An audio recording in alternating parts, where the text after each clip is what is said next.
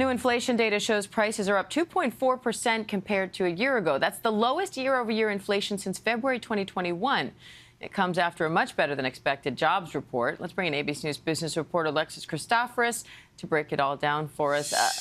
This was a hotter than expected in September. Consumer prices rose 2.4% from a year ago, but the lowest level of inflation since early 2021. So break down that juxtaposition for us and overall what this report tells you. Right. So this was good, but not great. So getting back to this, hotter than expected inflation report, we saw consumer prices rise 2.4% year over year.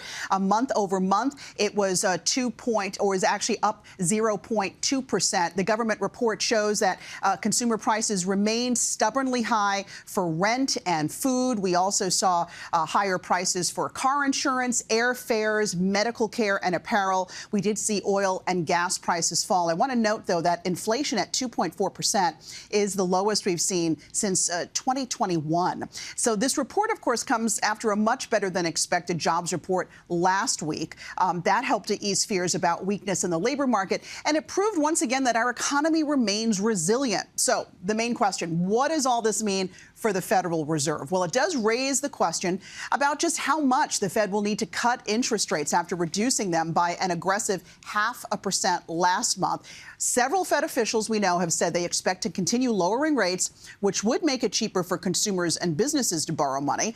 But the timing and the pace of those cuts remain an open question. Some analysts now saying the Fed may choose to pause at its November meeting and wait for more data before cutting rates again. And if you receive Social Security benefits, by the way, you can expect a slight raise next year. The government says those Social Security checks are going to be going up by 2.5% beginning in January. It's what they call a cost of living adjustment. It's meant to keep up with inflation. It's barely keeping up with inflation, but there you go. And I know you're also keeping an eye on oil prices amid the storm. What's happening there?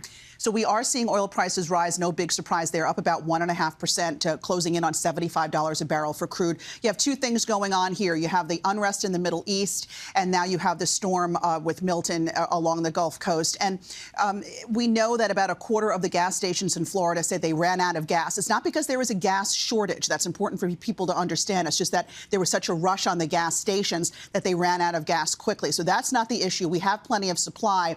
The Middle East, though, continues to be an ongoing question mark. We are waiting to see how Israel retaliates against Iran for that recent, missile attack. And if they go after oil infrastructure, we could see oil prices spike. All right. Good to know. Business reporter Alexis Christoforous, thank you.